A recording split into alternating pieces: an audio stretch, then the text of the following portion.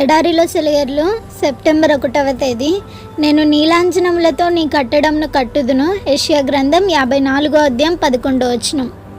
గోడలో ఉన్న రాళ్ళు అంటున్నాయి, మేము ఎక్కడో పర్వతాల్లో ఉండేవాళ్ళం, కఠినంగా కర్కశంగా ఉండే కొండ చర్యల్లో ఉండేవాళ్ళం. వేడిమి, వర్షం కొన్ని వేల సంవత్సరాలుగా మమ్మల్ని ఆకారాలు లేని బండరాళ్ళుగా మలిచాయి. అయితే మానవ హస్తాలు మమ్మల్ని నివాసాలుగా కట్టాయి. మాతో నిర్మితమైన నివాసాల్లో మానవులు పుడుతున్నారు, బాధలు పడుతున్నారు, పండుగలు చేసుకుంటున్నారు, విశ్రాంతి తీసుకుంటున్నారు. వాళ్ళను మమ్మల్ని చేసిన సృష్టికర్త నియమించిన పాఠాలను నేర్చుకుంటున్నారు. మేము ఇలా ఆశ్రయం ఇచ్చే రాళ్ళుగా రూపుదిద్దుకోవడానికి ముందు మేము చాలా శ్రమలను అనుభవించాం. తుపాకీ మందు మా గుండెల్ని చీల్చింది.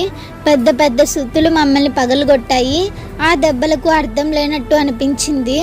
ఎందుకు కొడుతున్నారో మాకు తెలిసేది కాదు. చాలా కాలం వికృతమైన రూపాలతో చెల్లాచెదురుగా పడి ఉన్నాం. కొంతకాలానికి మమ్మల్ని ఈ ఆకారంలోనికి తెచ్చారు. సున్నితమైన పరికరాలతో మమ్మల్ని నునుపు చేశారు. ఇప్పుడు మాకు ఆకారం ఉంది, మా ఉపయోగం తెలిసింది. ఇప్పుడు మనుషులకు మేము ఉపయోగపడుతున్నాం. ఇప్పుడు నువ్వు ఆకారం లేకుండా క్వారీలో పడి ఉన్నావు.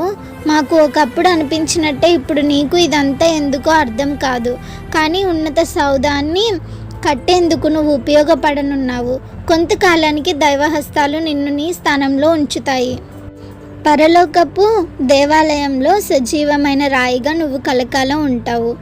నిశ్చల నిశిదిలో నిశ్శబ్ద సంగీతం, చెక్కని పాలరాతిలో దాక్కున్న సౌందర్యం. సంగీతం వినబడాలన్నా, సౌందర్యం కనబడాలన్నా కళాకారుడు కావాలి, శిల్పి రావాలి. దివ్య సంగీత విద్వాంసుడా, నాలోని సంగీతం మూగవోకుండా నీ చేతులతో జీవం పొయ్యి. ఓ పరమశిల్పి, నీ సుత్తితో ఉలితో చెక్కు, నాలోని సౌందర్యాన్ని వెలికి తీయి. Praise the lord.